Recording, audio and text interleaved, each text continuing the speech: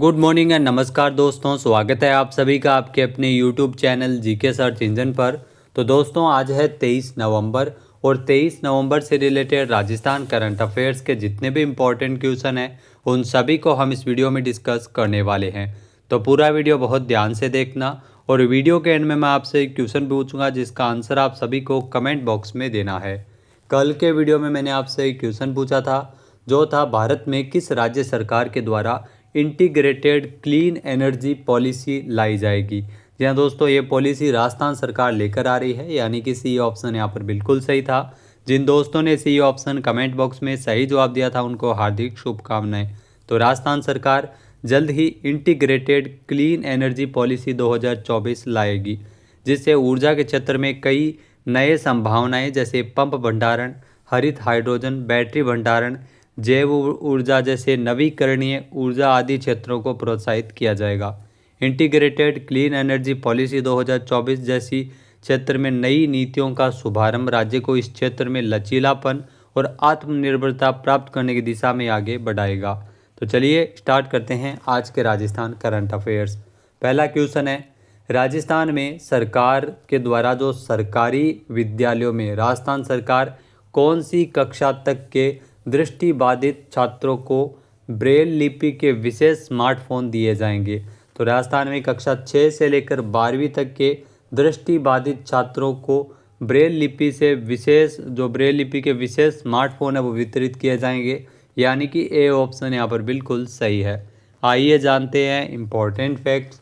तो राजस्थान में अब सरकार की ओर से सरकारी विद्यालयों में कक्षा 6 से लेकर 12वीं तक के जो दृष्टिबाधित छात्रों को, जी हाँ, जो देख नहीं सकते उन छात्रों को ब्रेल लिपि के विशेष स्मार्टफोन प्रदान करेगी राजस्थान सरकार। शिक्षा एवं पंचायती राज मंत्री मदन दिलावर ने यह जानकारी दी है। राजस्थान सरकार की child with special education scheme के अंतर्गत समावेशी शिक्षा के तहत राजकीय विद्यालयों में पढ़ने वाले दिव्यांग विद्यार्थियों को सहायक उपकरण निःशुल्क दिए जाते हैं। पहली बार राज्य सरकार ब्रेल लिपि वाला ये विशेष स्मार्टफोन है वो निःशुल्क वितरित करेगी, ताकि जो ऐसे छात्रों को पढ़ने में मदद मिल सके, दृष्टिबाधित छात्रों को ये मदद मिल सके। नेक्स्ट क्वेश्चन है, राजस्थान में कहाँ पर ऊँटनी का दूध और उससे बने उत्पाद जैसे आइसक्रीम, चाय, कॉफ़ी आसानी से उपलब्ध होने जा रहे हैं। तो चूरू में इस प्रकार का नवाचार किया जा रहा है, यानी कि सी ऑप्शन यहाँ पर बिल्कुल सही है। आइए जानते हैं इम्पोर्टेंट फैक्ट्स। तो दोस्तों राजस्थान के चूरू जिले में स्वास्थ्य के लिए बेहतरीन माने जाने वाला ऊँटनी का दूध और उससे बने उत्पाद जैसे आइसक्रीम, चाय, कॉफ़ी, ऊँटनी के दूध की स्मूदी और दही आसानी से उपलब्ध होने वाले हैं। यह रेगिस्तान का जहाज और राजस्थान के राज्य पशु ऊँट के संरक्षण के उद्देश्य से किए जाने का प्रयास है। ऊँटों की स्थिति को देखते हुए चूरू के जिला कलेक्टर अभिषेक सुराणा ने ऊँट पालन को प्रोत्साहन देने और ऊँट पालकों की आय बढ़ाने के लिए कार्य योजना तैयार करने के निर्देश दिए हैं। पशुपालन विभाग और सरदार शहर डेयरी की ओर से इस योजना पर कार्य किया जा रहा है। अगला क्वेश्चन है, राजस्थान के किस सरकारी अस्पताल में मरीजों के घुटने का प्रत्यारोपण कंप्यूटर नेविगेशन जैसी अत्याधुनिक तकनीक से हो सकेगा। तो इस प्रकार का जो नवाचार है वो घुटनों का प्रत्यारोपण वो भी नेविगेशन जैसी अत्याधुनिक तकनीक से स्वाभिमान सिंह हॉस्पिटल जयपुर में ये किया जा रहा है, यानी कि बी ऑप्शन यहाँ पर बिल्कुल सही है। आइए जानते हैं इम्पोर्टेंट फैक्ट्स। तो दोस्तों प्रदेश के सबसे बड़े सरकारी अस्पताल स्वाभिमान सिंह अस्पताल में अब मरीजों के घुटने और कूल्हे के जोड़ का प्रत्यारोपण कंप्यूटर नेविगेशन जैसी अत्याधुनिक तकनीक से होगा। इस नई सुविधा का शुभारंभ हाल ही में एसएमएस मेडिकल कॉलेज के प्राचार्य डॉक्टर सुधीर भंडारी और अस्पताल अधीक्षक डॉक्टर सुशील भाटी के द्वारा किया गया था। राजस्थान में सभी सरकारी क्षेत्र में स्वाभिमान सिंह चिकित्सालय ही एक ऐसा अस्पताल है जहां पर कंप्यूटर नेविगेशन से जोड़ प्रत्यारोपण की सुविधा शुरू हुई है। नेक्स्ट क्वेश्चन है, राजस्थान के किस जिले में शहरिया जनजाति के लिए तीरंदाजी एवं एथलेटिक्स खेल अकादमी की स्थापना की जाएगी। तो इसकी स्थापना की जाएगी बारां में।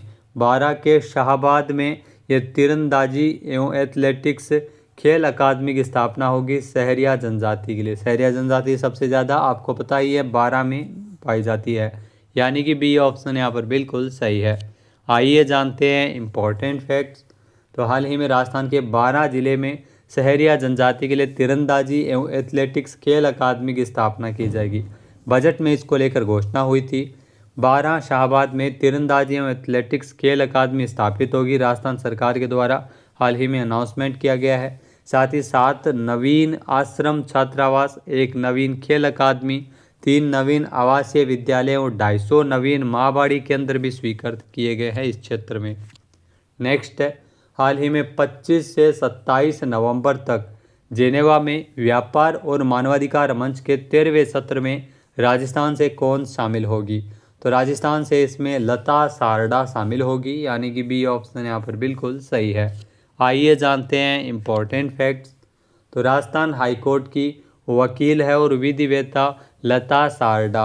इनको संयुक्त राष्ट्र की ओर से जिनेवा के पैलेस डेस नेशंस में आमंत्रित किया गया है। यहाँ 25 से 27 नवंबर तक व्यापार और मानवाधिकार मंच के 13वें सत्र का आयोजन है वो किया जाएगा, जहाँ पर सारडा अंतर्राष्ट्रीय प्रतिनिधि के रूप में चुनी गई है।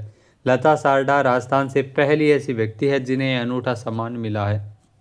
नेक्स्ट है, हाल ही में ड्रैगन बोट वर्ल्ड कप में उदयपुर की बेटी तनिष्क पटवा ने कौन सा मेडल जीता है? तो ड्रैगन बोट वर्ल्ड कप में उदयपुर की तनिष्क पटवा ने जीता है कांस्य पदक, यानी कि सी ऑप्शन इस क्वेश्चन का बिल्कुल सही है। आइए जानते हैं इम्पोर्टेंट फैक्ट्स। तो ड्रैगन बोट वर्ल्ड कप में उदयपुर की तनिष्क पटवा ने तिरंगा लहराया और कांस्य पदक जीता है। हाल ही में चीन में संपन्न हुए ड्रैगन बोट वर्ल्ड कप में उदयपुर से है तनिष्क पटवा, जिन्होंने भारत का प्रतिनिधित्व करते हुए कांस्य पदक अपने नाम किया है। तनिष्क ने 2 किलोमीटर इवेंट में भाग लेते हुए तीसरा स्थान हासिल करते हुए एक कांस्य पदक जीता है। नेक्स्ट क्वेश्चन है, राजस्थान में कितने सरकारी स्कूलों के इंफ्रास्ट्रक्चर को अपग्रेड करने के लिए हिंदुस्तान जिंक 36 करोड़ रुपए खर्च करेगा? यहाँ दोस्तों जो खनन क्षेत्र की कंपनी है हिंदुस्तान जिंक, वो राजस्थान के 72 सरकारी स्कूलों में इंफ्रास्ट्रक्चर का अपग्रेड किया जाएगा, स्कूलों का विकास होगा। इसके लिए हिंदुस्तान जिंक है वो 36 करोड़ रुपए का निवेश कर रहा है, यानी कि ए ऑप्शन इस क्वेश्चन का बिल्कुल सही है। आइए जानते हैं इम्पोर्टेंट फैक्ट्स। तो राजस्थान के 72 सरकारी स्कूलों के इंफ्रास्ट्रक्चर को अपग्रेड करने के लिए देश की सबसे बड़ी zinc producer company Hindustan zinc कुल 36 करोड़ रुपये निवेश करेगी। यह रकम अगले 5 सालों में खर्च की जाएगी, जिससे इन स्कूलों में पढ़ने वाले करीब 2 लाख बच्चों को सीधा सीधा फ़ायदा मिल सकेगा।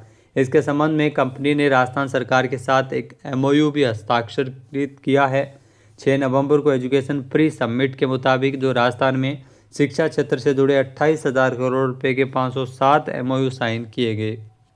नेक्स्ट क्वेश्चन है, मुख्यमंत्री भजनलाल शर्मा ने बांसवाड़ा के मानगढ़ धाम में मानगढ़ धूनी क्षेत्र के विकास के लिए कितने करोड़ रुपए स्वीकृत किए हैं?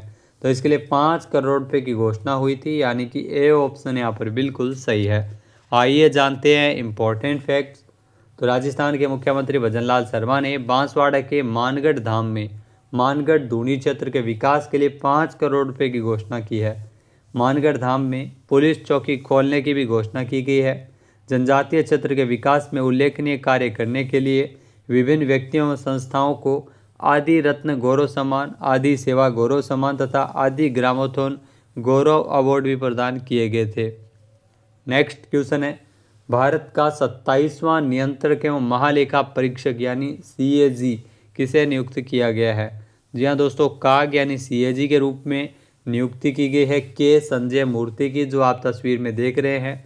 यह है भारत के नए CAG यानी नियंत्रक एवं महालेखा परीक्षक, यानी कि बी ऑप्शन यहाँ पर बिल्कुल सही है। आइए जानते हैं इम्पोर्टेंट फैक्ट्स।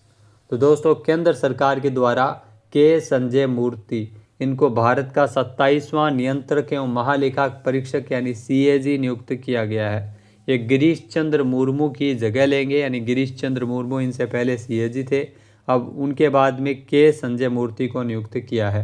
के संजय मूर्ति वर्तमान में उच्च शिक्षा विभाग के सचिव के रूप में कार्यरत है और हिमाचल प्रदेश कैडर के IAS अधिकारी है।